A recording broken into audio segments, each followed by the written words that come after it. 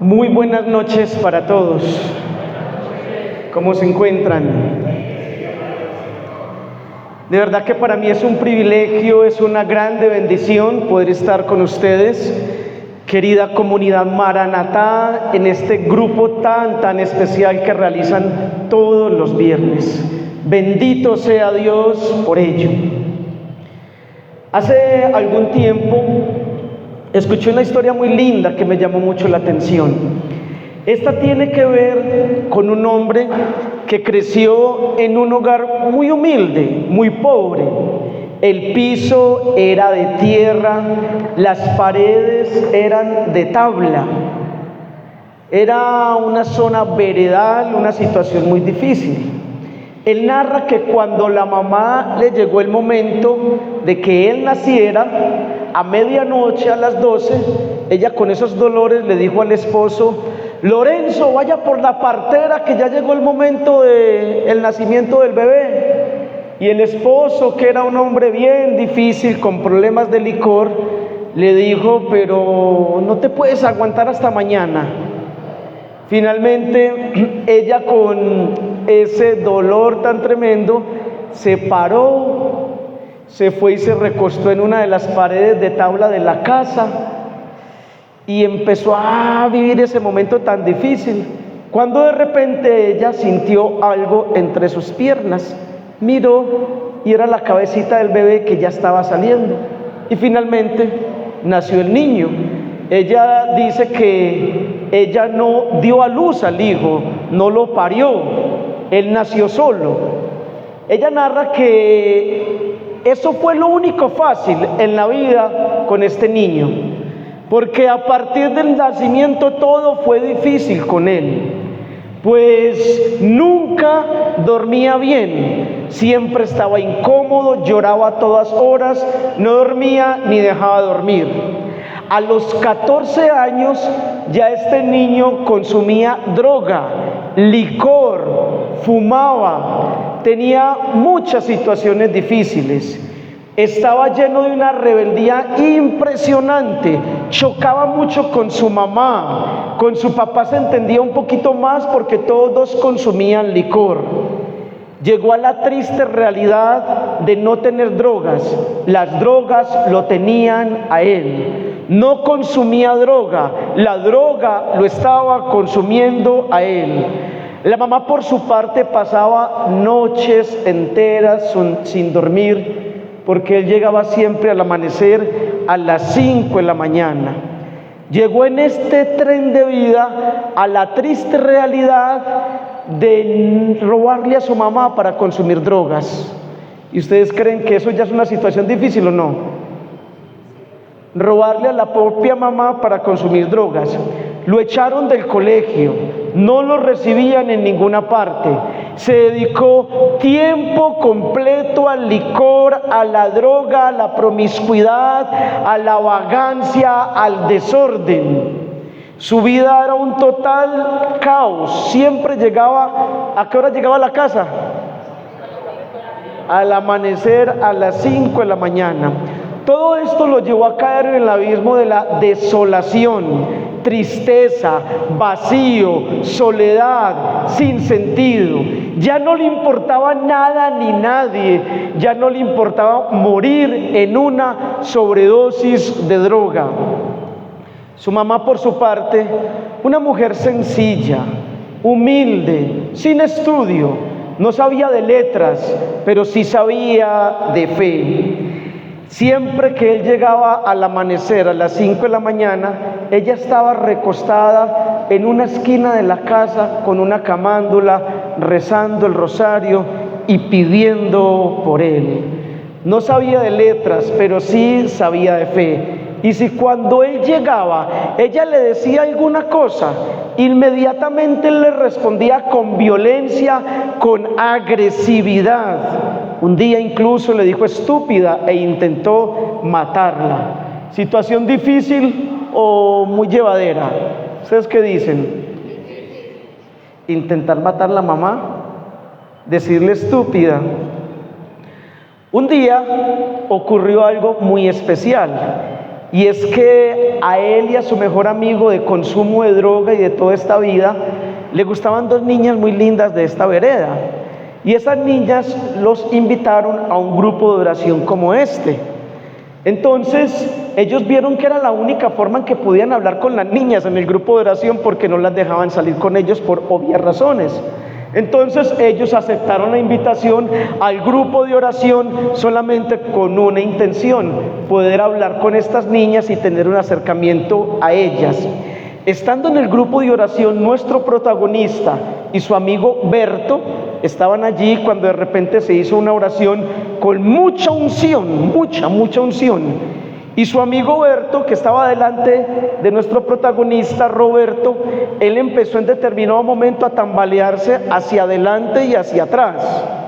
Su amigo lo miró y dijo: así es de dura la traba que tenemos, que Berto está que se cae, está todo mareado. De repente su amigo cayó de rodillas y empezó a llorar y a gritar. Los servidores vinieron y oraron por él, y este hombre lloraba y lloraba y lloraba, y esa noche salió liberado de su adicción a las drogas. Se entregó a Jesús.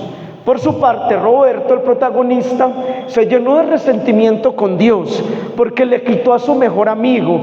Ya no tenía un compinche para consumir drogas, para desordenarse. Cada que se lo encontraba le decía que fuera al grupo de oración y ya le tenía resentimiento.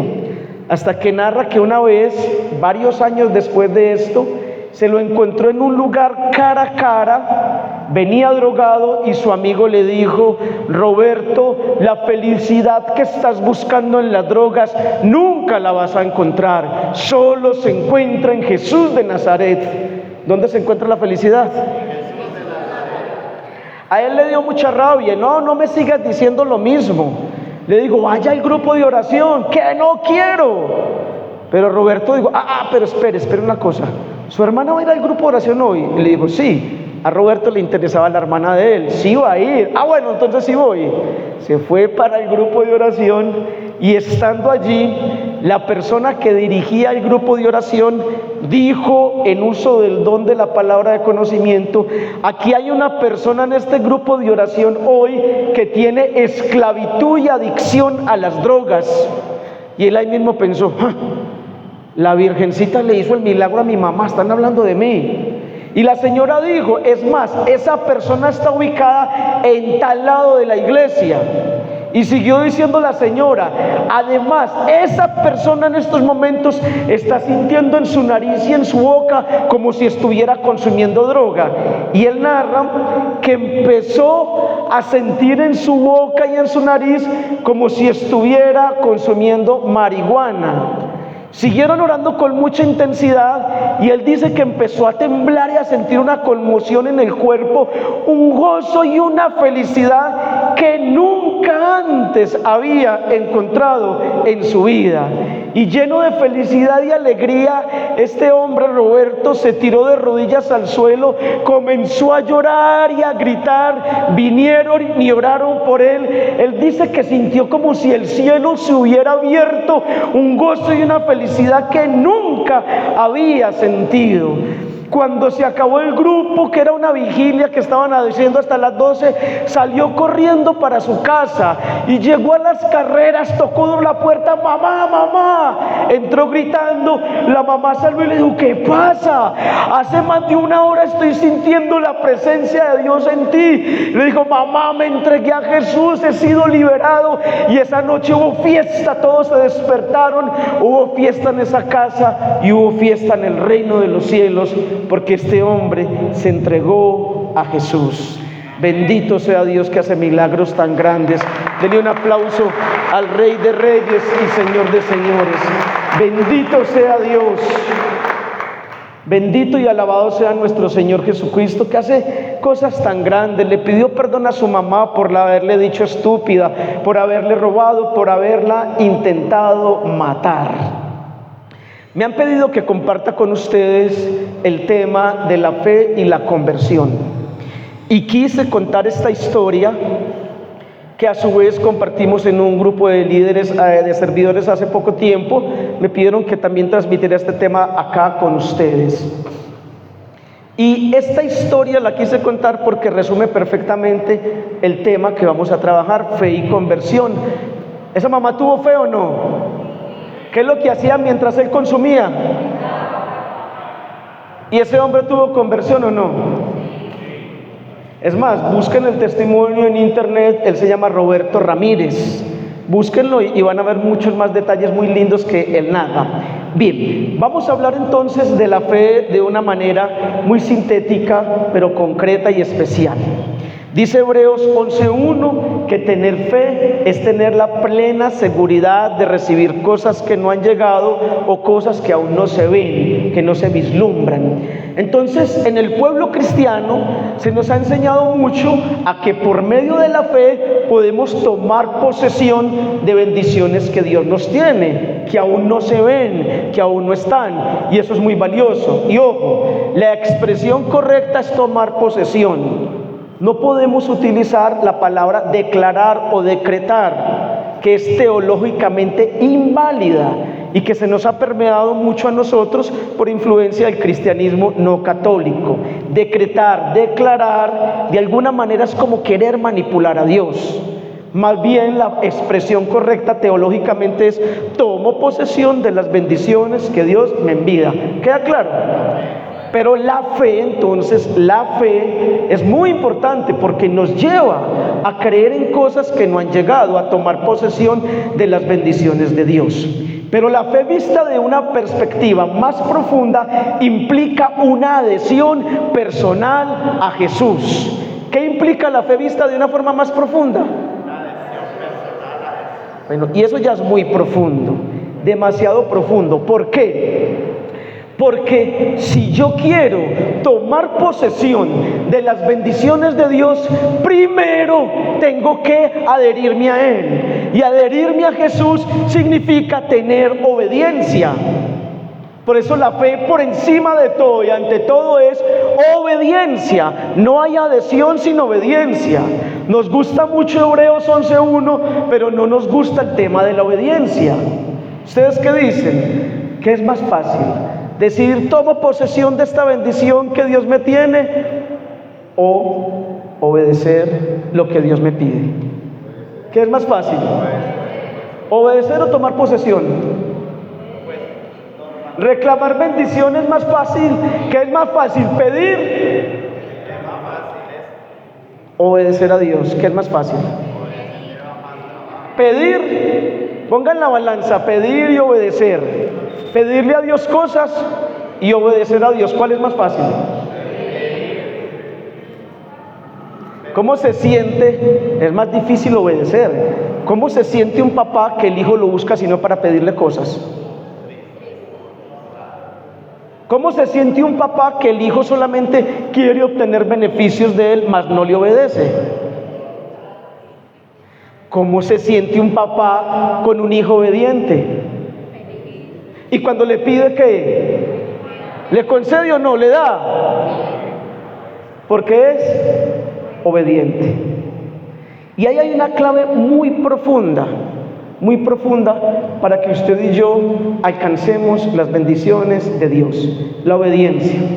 Juan 15:7, Jesús dijo: si ustedes permanecen unidos a mí y obedecen mi palabra, podrán pedir al Padre lo que quieran y nada les será negado. ¿La conocen? Y entonces mucha gente dice: pero ¿cómo así que le podremos pedir al Padre lo que queramos y nada se nos será negado, si yo le he pedido a Dios muchas cosas que no me ha concedido? Pero es que miren la primera parte: si permanecemos unidos ¿a quién? Y obedecemos podemos pedir lo que quiera y nada.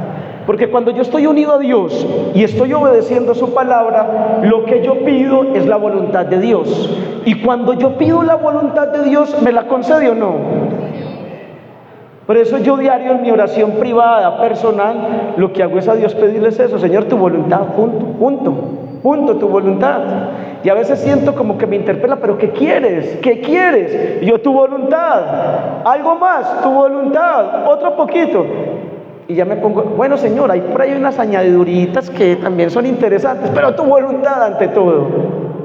Busca primero el reino de Dios y su justicia, Y todo lo demás, Juan 6:33. Es más, dijo también Jesús en Juan 8:31, si ustedes permanecen fieles a mí y me obedecen, conocerán la verdad y la verdad los hará. O sea que cuando yo soy fiel a Dios, puedo ser liberado de todo aquello que me ata o me esclaviza. Por eso yo no acepto que a mí alguien me diga, Juan Carlos, es que yo he intentado mucho, pero no puedo, no he podido. Es que yo quiero, pero no puedo. No, falso. Eso es mentiras, porque el que quiere puede con la fuerza de Dios. Díganme, ¿qué es imposible para Dios? ¿Hay algo imposible para Dios? Díganme. Imagínate, entonces, no, nada es imposible para Dios. El que quiere puede con la fuerza de Dios. Y punto. Miren, en mi oración privada yo todos los días le oro a Dios sobre el tema de los dones del Espíritu Santo. Y tomo posesión de los dones de Él. Y le digo, Señor, quiero tomar posesión del don de la sabiduría. Y la sabiduría es el don que nos permite ver las cosas como las ve Dios, percibir las cosas como las percibe Dios. Pero también tomo posesión del don de la fortaleza, que es el que nos da la fuerza para vencer las tentaciones y las situaciones difíciles. Y tomo posesión también del don del entendimiento, que es el que nos ayuda a profundizar en la voluntad de Dios, en su bendita palabra y sus verdades reveladas, es decir, remar mar adentro. Pero también ahí tomo posesión del don del santo temor, del don de la prudencia, que es el que nos ayuda a discernir entre el bien y el mal y nos da la fuerza para hacer el bien. Y también tomo posesión del don del santo temor, que es el que nos ayuda a tener temor de perder la gracia y la amistad de Dios. No es miedo a un castigo de Dios, no es miedo al infierno, no es miedo a una consecuencia, es miedo a perder algo que amo. Yo soy papá, tengo un niño de 9 años, José, una niña de 5, 6 añitos ya cumplió, acaba de cumplir. Y entonces cuando vamos a un lugar público los cuido, soy pendiente de ellos y siempre los cuido. ¿Por qué? Porque temo perder a mis hijos porque los amo. El don del santo temor es eso, no es miedo a un castigo ni al infierno, sino miedo a perder el sonido.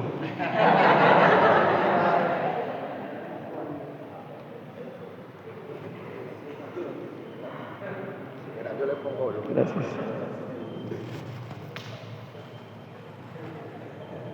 Uno, dos. 1, 2. 1, 2.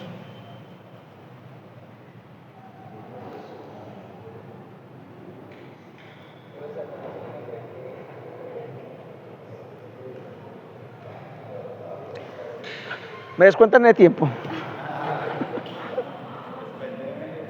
¿Me pagan ese tiempo?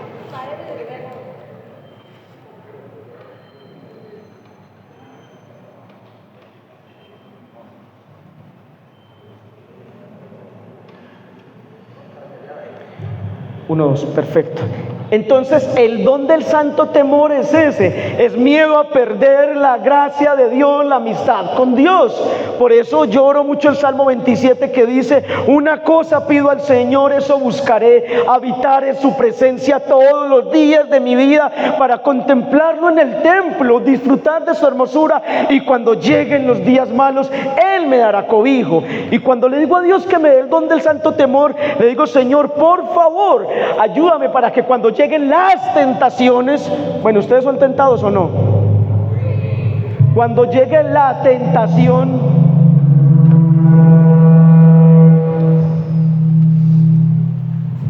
pido a Dios que me conceda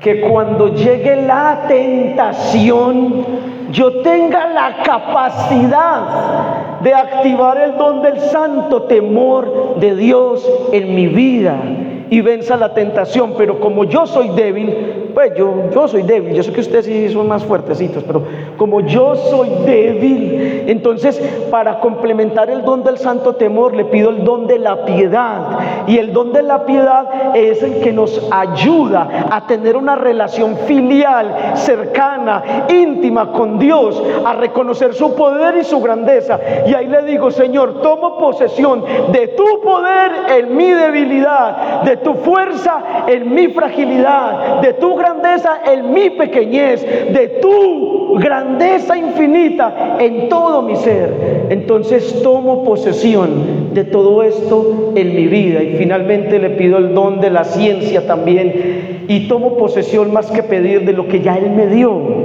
¿Qué quiero decir con todo esto? Que la fe verdadera es aquella que nos lleva a obedecer a Dios y a activar todas las bendiciones que Él ya nos ha mandado. El Evangelio según San Marcos, en el capítulo 2, versículo 1 al 12, tiene una narración muy linda. Yo creo que ustedes la conocen todos. Esa narración es la de unos hombres que llevaron a un hombre paralítico hasta donde estaba Jesús, pero había mucha gente, entonces tuvieron que subirse al techo, romperlo, lo bajaron con unos lazos y lo pusieron a los pies de Jesús. ¿La recuerdan?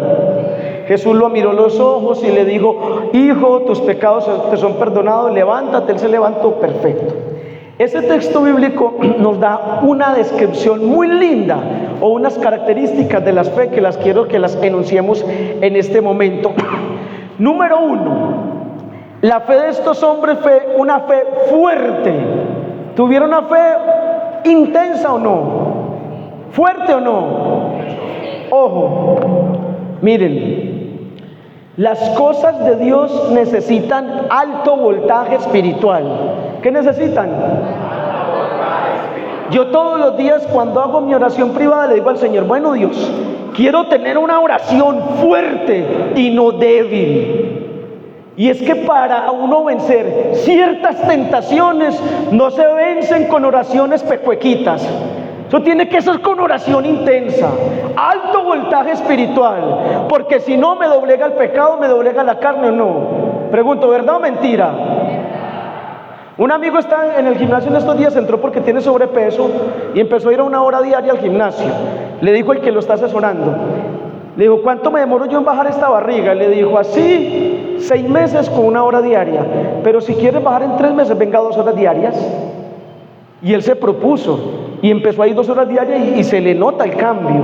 Entonces, cuanto más intensidad tenga uno en la fe, más grande va a ser el resultado y el fruto.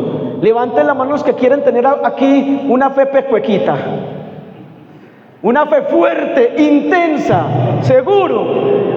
Y para tener una fe fuerte e intensa hay que tener una relación fuerte e intensa con Jesús. 2, la fe de estos hombres fue creativa, ¿o no?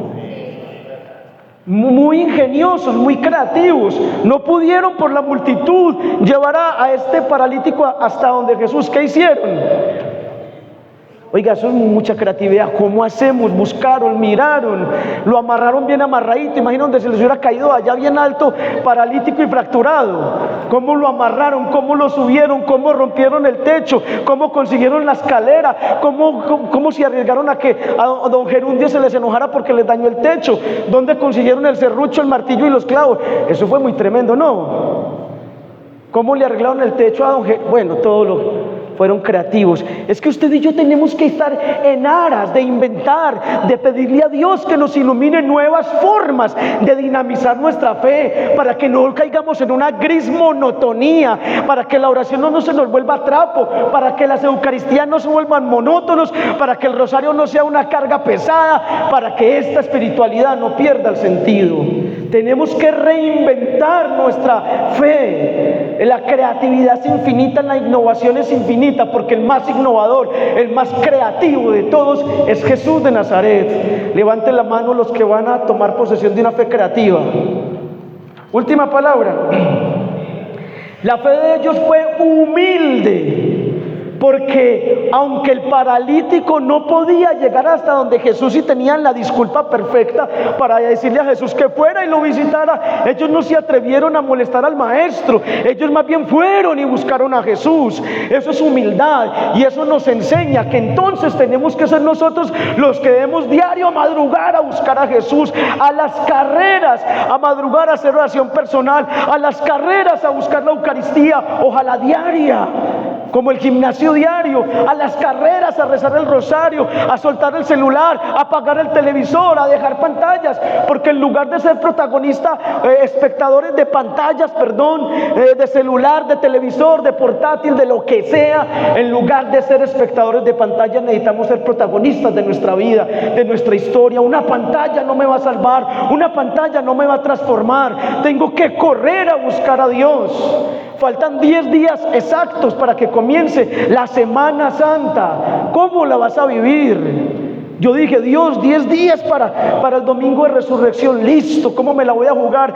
Voy a aumentar la oración y estoy aumentando mis prácticas espirituales, penitenciales. Y entonces, si no se ha confesado, por favor, confiésese. Y si se confesó al principio de Cuaresma, otra vez hágase otra buena confesión, una espulgadita espiritual bien buena, como dice un amigo mío, no cae mal, pero intensifique. Como esos partidos de fútbol donde ese equipo, supongamos que uno de los equipos de acá de la ciudad vino otro de visitante y le está ganando 2-0 y es un partido aburrido y el equipo local no juega bien nada, pero faltando 5 minutos el equipo local mete el primer gol, 2-1, y se animan y falta 1 minuto apenas y entonces se la meten toda y empatan, y no solo empatan sino que sacan y ¡pum! Y otra vez 3-2, y eso se convirtió de un partido aburrido y monótono en un super partido. La gente sale feliz y ese último gol en el último minuto le dicen el minuto de Dios en el fútbol, así le dicen. Queda poco tiempo para que comience esta Semana Santa. Aplíquesela toda, que sean los 10 días de Dios, y juegues estas 24 horas de cada día con toda la intensidad. Levanten la mano los que lo van a hacer así, seguro. No espere que Dios le busque, busque usted a Dios. Esa fe de estos hombres fue activa y diligente. ¿Por qué? Porque ellos no postergaron. Dios bendice a los esforzados y diligentes y no a los negligentes y perezosos. Ellos fueron rápidos, prontos, presurosos, solícitos cuando se enteraron que Jesús estaba en Cafarnaúm. ¿Dónde? ¿En cuál casa? De una. Camilla, lazo, serrucho, martillo, techo, todo de una. Juéguesela toda en estos momentos. ¿Usted qué tiene que hacer? ¿Usted en qué tiene que ser rápido, veloz, diligente? Porque es que si usted no corre a buscar a Dios, el pecado sí va a correr a buscarlo a usted, la carne sí lo va a querer dominar, el diablo le va a poner 1000 trampas. Péguese usted de Dios. Entendamos que somos débiles, que tenemos rabo de paja untado de gasolina y no nos podemos acercar a la candela. ¿Qué pasa si yo tengo rabo de paja untado de gasolina y me acerco a la candela? Me quemo. Por eso tengo que venir a toda velocidad a buscarlo a Él, a pegarme de Él, a adherirme a Él, a fundirme en Él, a abandonarme en Él, fusionarme en Él. Ay, el tiempo en televisión se corre muy rápido. Y todo lo que me falta, bueno, el tiempo es de Dios. La fe de ellos fue solidaria y generosa, no fueron indiferentes ante el sufrimiento de este hombre paralítico. Si quieres recibir bendiciones de Dios, sé generoso, misericordioso y bondadoso, que Dios no se deja ganar en generosidad. Cuando uno es generoso, dice el libro de Isaías hermosamente, por allá en el ayuno que Dios le agrada, dice hermosamente Isaías que cuando uno es generoso, las heridas del corazón sanan, Dios perdona, y si clama uno a Dios, Dios le responde. Ellos fueron generosos, no fueron indiferentes. Esa fue productiva, porque lograron el primer objetivo que tenían, que era llevar a este hombre a los pies de Jesús. ¿Lo lograron o no? ¿Y cuál es el objetivo de nosotros los cristianos? El mismo, llevar hombres y mujeres a los pies de Jesús, siendo nosotros los primeros en estar a los pies de Jesús para arrastrarlos con nuestro testimonio. Y fue una fe efectiva, porque alcanzaron el milagro, no. Que su fe en este tiempo de Cuaresma, en lo que queda, la mía, la de todos, sea efectiva para que usted y yo tomemos posesión de los milagros de Dios. Levanten la mano los que van a tomar posesión de los milagros. ¿Seguro? Última palabra. Jesús le dice a este hombre: hijo, tus pecados te son perdonados. Miren la palabra tan tierna, hijo, como la más hermosa de las madres. Hijo, hijo, como una madre tierna. Y enseguida le dice otras palabras más dulces todavía: tus pecados te son perdonados. Esto quiere decir que Jesús, con ese perdón, o bueno, quien ama mucho, perdona mucho. Por eso la mejor forma de Jesús amarnos es perdonarnos. Y cuando le dice tus pecados te son perdonados, con esto cortó el lazo, la raíz, la causa de su pecado y lo liberó de la parálisis espiritual y física. Los últimos, no, me debe 3 minutos del fallo del micrófono. Cuando tenemos una fe en estas coordenadas que acabo de explicar, ¿sí se grabaron todos los puntos o no? Bueno, aquí queda la grabación. Vida en Abundancia, Juan Carlos Restrepo, ahí está esa predicación y otras muchas predicaciones que pueden seguir en el canal. Vida en Abundancia, Juan Carlos Restrepo. Conversión. Cuando tengo una fe profunda, entonces puedo tener conversión. ¿Qué decir de la conversión? Simplemente esto. La conversión ante todo es un cambio de mentalidad. Por eso la palabra conversión en griego, metanoia, significa cambio de mentalidad. Ahora bien, ¿cómo cambio mi mentalidad? ¿Por qué no hay conversión? Porque no cambian los pensamientos. Entonces dice Isaías 55:8, dice el Señor, mis pensamientos no son vuestros pensamientos. Dice Mateo 16:24 que Jesús le dijo a Pedro, apártate de mí porque tú no piensas como Dios, sino como... Cuando Pablo analiza estos 2 textos bíblicos, Pablo, que fue tan profundo en su espiritualidad, se da cuenta que la clave está en el pensamiento. Por eso nos regalan Romanos 12:2, ese texto famoso de él, cambien su manera de pensar para que cambie su manera de vivir. Pero Pablo en la batalla espiritual se dio cuenta que ese cambiar la manera de pensar era muy difícil. En su combate espiritual, él vio que la mente es muy difícil, hay que rehabilitar a la loca de la casa, que por eso Santa Teresa le decía así también. Entonces Pablo, a punta de oración, con mucho carácter espiritual, nos dice en 2 Corintios 10:5, someto todo pensamiento de rebeldía a la obediencia en Cristo Jesús. ¿Qué dijo Pablo? Con que eres muy rebeldemente y quieres pensar lo que te dé la gana, pues te voy a someter al que te domina y al que sí puede sobre ti. Y sometió su mente al poder ¿de quién? ¿De quién? ¿Y la mente sí le tiene que obedecer a Dios o no? Oiga, ¿la batalla mental es fácil o difícil? ¿Posible o imposible? Y hay veces que le digo al Señor, someto todo pensamiento, y quiero aislar un pensamiento. Y al ratico sigue ese pensamiento de yo y Dios, pero no te dije pues. Pero resulta que está comprobado psicológicamente que cuando uno le hace resistencia a algo, se fija más. Entonces, ¿saben cuál es la clave? Yo se lo ofrezco a Dios. Yo digo, listo pensamiento, ¿vas a seguir ahí? Eso se llama obsesión. Un pensamiento reiterado es un pensamiento obsesivo. Eso en psicología se llama paranoia. Nos volvemos paranoicos o entramos en estados de preocupación. ¿Qué quiero decir con esto? Que yo le digo a Dios, vea, Señor, este pensamiento viene y viene y viene, te lo ofrezco como oración, te lo ofrezco. Y ahí sí no le hago resistencia, ahí sí no me da rabia, se lo ofrezco, listo, pensamiento bienvenido y pan de Dios. Señor, te lo ofrezco, así sea un pensamiento pecaminoso, Señor, te lo ofrezco, Y cuando uno ya no le hace resistencia, se lo ofrece a Dios, se va. Porque cuando se lo estoy sacrificando al más poderoso. Por eso Pablo termina diciendo en 1 Corintios 2:16, ya en la madurez dice que nosotros tenemos la mente de Cristo. Levanten la mano los que quieren tener la mente de Cristo. ¿Seguro? Y entonces, y con esto termino, cuando tenemos la mente de Cristo, hay conversión en nosotros. Y cuando hay conversión, la conversión nos vuelve coherentes. Y la coherencia es la unidad interior que me hace estar integrado. Es cuando hay unidad entre las intenciones de mi corazón, mis pensamientos, mis actitudes, mis palabras, mis sentimientos y mis acciones. ¿Sí queda claro? Esa es la coherencia, unidad interior. Por eso incoherencia es lo contrario. Incoherencia es cuando lo que digo con mis labios va en contravía de lo que siento en mi corazón.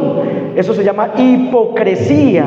Por eso Jesús dijo, este pueblo me honra con sus labios, pero su corazón está lejos de mí. Entonces esa es la coherencia interior, la unidad. Pero hay otra cosa que se llama coherencia exterior, que es la fidelidad a los principios y mandatos en los cuales yo creo. Si yo creo en el Evangelio, debo ser fiel a él. Y hay otra que se llama coherencia integral, que es cuando yo logro unificar todas las dimensiones de mi ser, a mis principios, mi área espiritual con mi área laboral, con mi área matrimonial, económica, física, en la multidimensionalidad del ser. Eso es coherencia. ¿Queda claro? Entonces, cuando hay conversión, ¿hay qué? Coherencia.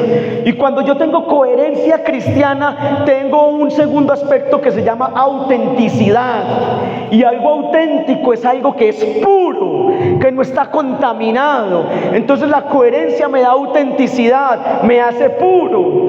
El Salmo 51:10 dice: oh Señor, crea en mí un corazón limpio y puro. La coherencia me da ¿qué? Autenticidad, o sea, pureza. Y cuando soy auténtico, entonces viene un tercer elemento que es autoridad moral. Es decir, lo que yo hablo tengo autoridad porque está acompañado por mi testimonio, por mis hechos. Y es que las palabras mueven, pero el testimonio arrastra. Van tres. Número uno, ¿cuál? También se les olvidó tomarse las pastillas para la memoria como a mí. ¿El primero cuál es? ¿El primero cuál es? Coherencia. Segundo, autenticidad. Tercero, ¿cuál? No, autenticidad es pureza. Bueno, este tiempo, me descuenta ese tiempo que a ellos se les está olvidando la predicación. Y entonces, primero, coherencia. Segundo, autenticidad. Tercero, autoridad moral. Entonces, cuando yo tengo autoridad moral, viene un cuarto aspecto, que es el carácter espiritual. Y entonces, cuando tengo carácter, el carácter no es mal genio, el carácter es determinación. La palabra carácter viene de característica. Entonces, desarrollo las características de Cristo en mí. Aprendo a ser un hombre enfocado, determinado, sé para dónde voy, la tengo clara, no me disperso. Número uno, coherencia. Número dos, autenticidad. Número tres, autoridad moral. Número cuatro, carácter espiritual.